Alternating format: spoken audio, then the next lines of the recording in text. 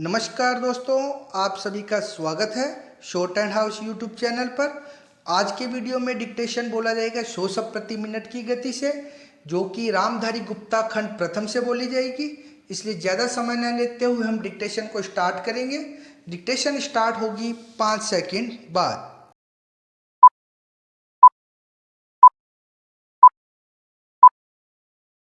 Start. उपाध्यक्ष महोदय, budget पर जो चर्चा चल रही है उसमें भाग लेते हुए मैं भी अपने विचार सदन के सामने प्रस्तुत करना चाहता हूँ। इस पर विचार करते समय दो स्थितियों को हमें दृष्टि में रखना होगा।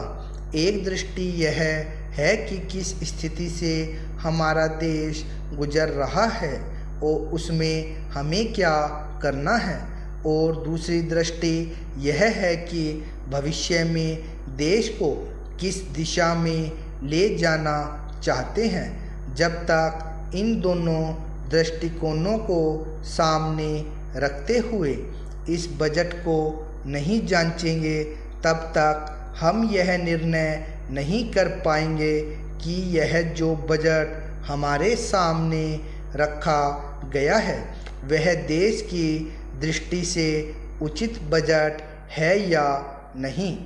जब मैं इस समय की स्थिति को देखता हूँ तो मेरे सामने देश की संकटकालीन स्थिति आ जाती है।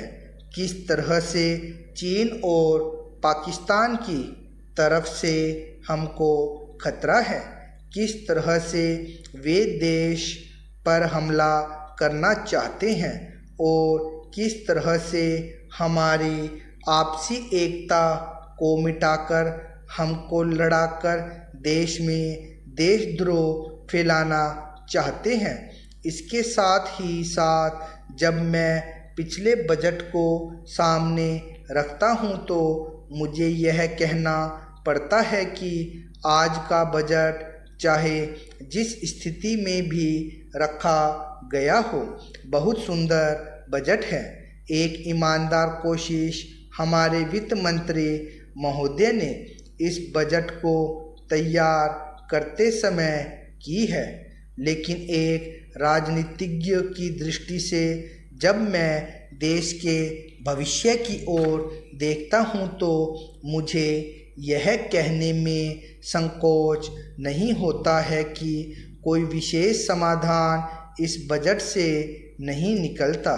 मैं जिस पार्टी से संबंध रखता हूँ उसका जो उद्देश्य है उसको सामने रखते हुए मैं यह कह सकता हूँ कि जो हमारे सामने आदर्श है वे सब आज ही पूरे नहीं हो सकते।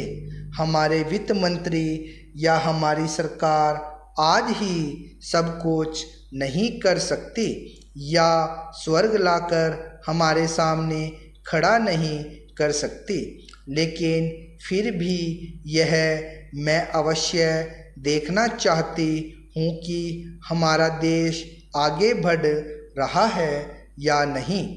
जिस दिशा में हम आगे नहीं बढ़ रहे हैं उसे देखकर मुझे निराशा अवश्य होती है। जो प्रस्ताव कांग्रेस अधिवेशन में पास हुआ उसके मूलभूत विचार मैं आपके सामने रखना चाहता हूँ। वहाँ हमने यह निश्चय किया था कि वर्तमान पंचवर्षीय योजना खत्म होने तक देश की जनता की ज़रूरत की चीज़ें पूरी कर दी जाएगी।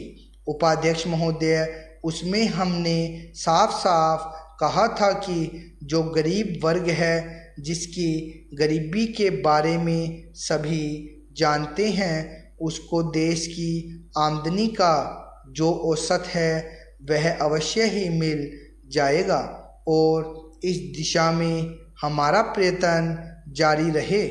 हमारा जो बजट है उसको जब तक अपनी आर्थिक व्यवस्था या अपने विचारों के अनुसार नहीं आंकेंगे तब तक उस ध्येय की पूर्ति नहीं हो सकती।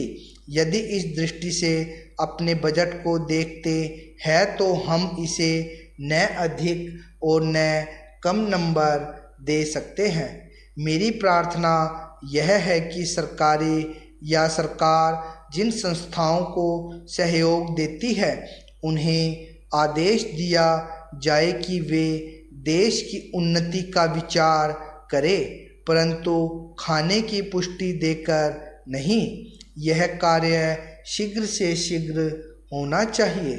इसका कारण यह है कि उच्च श्रेणी आम जनता का आदर्श होती है और जो कुछ उच्च श्रेणी के लोग करते हैं उसकी नकल कनिष्ठ श्रेणी के लोग करते हैं।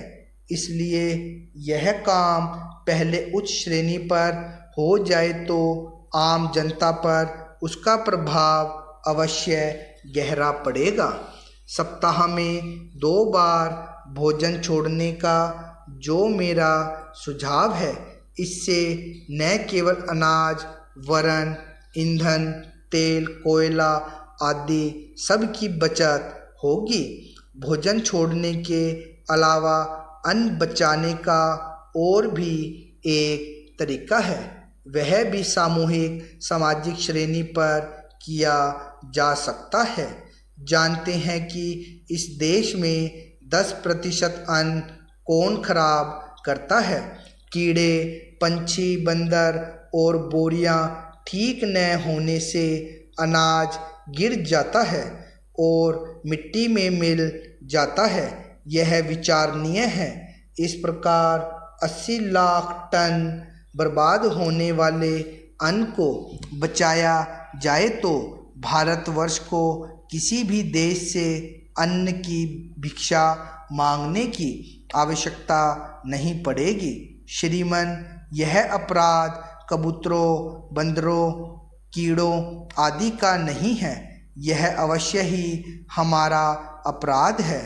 आज तक विदेशों से हमको अनाज मिलता रहा है, इसलिए हम लापरवाह थे, इसलिए अनाज का विनाश होता रहा। परंतु अकाल पड़ेगा जैसा कि इस वर्ष पड़ा है, तभी हम जागे तो यह ठीक नहीं है। हमें अन्न के नाश को रोकने की सतत कोशिश करनी चाहिए। उसकी बचत करना हमारा परम कर्तव्य है।